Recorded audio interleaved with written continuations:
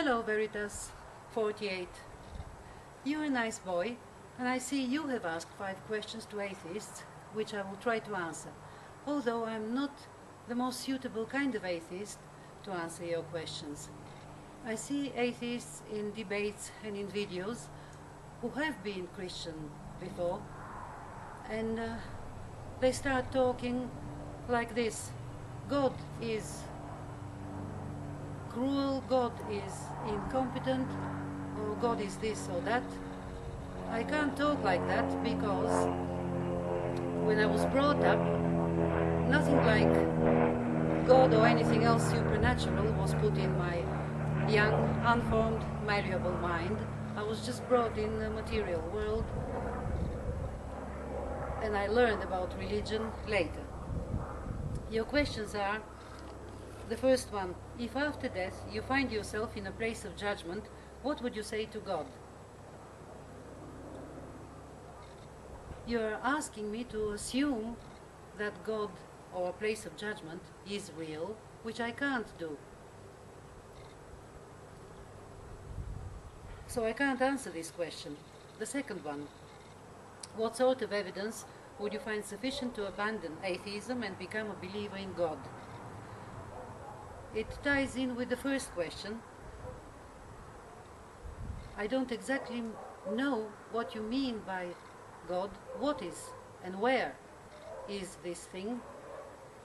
That's why I don't know what evidence will I need to believe in it. If somebody tells me that there is a teapot orbiting around Mars, then I will ask scientists to look for it with telescopes. I know what kind of evidence I will need to believe that it exists. If they find it, I will know, and if not, I won't believe that it exists. Question number 3. Do you think the new atheism movement is ultimately a good thing or a bad thing? If by new atheism movement you mean stop pussyfooting, is that the word, about religious people and their beliefs? I think it's a good thing. It's time to start talking directly and to be straightforward. Question number 4. What sorts of decisions are affected by your atheism? This can't be a fair question because there is nothing like atheism that exists and can affect my decisions. Atheism is not a set of beliefs. It's not a thing. We use this word only to designate people who lack your kind of belief. So there's nothing to affect my decisions. My decisions are affected by first evolution and then the culture that I was raised in and formed me as a person. While in your case, you have a set of beliefs that affect your decisions, can affect your decisions in a certain way. Question number 5. What is more important to you as an atheist? Acquiring as many true beliefs as possible, or not acquiring as many false beliefs as possible about the world? That's easy. I prefer not to acquire false beliefs, which will then stop me from inquiring more about the world and what makes the world tick.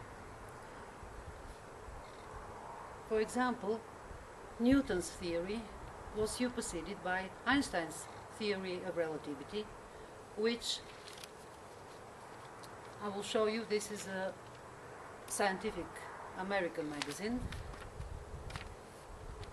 Entanglement and non-locality in quantum theory challenges to undermine Einstein's special theory of relativity.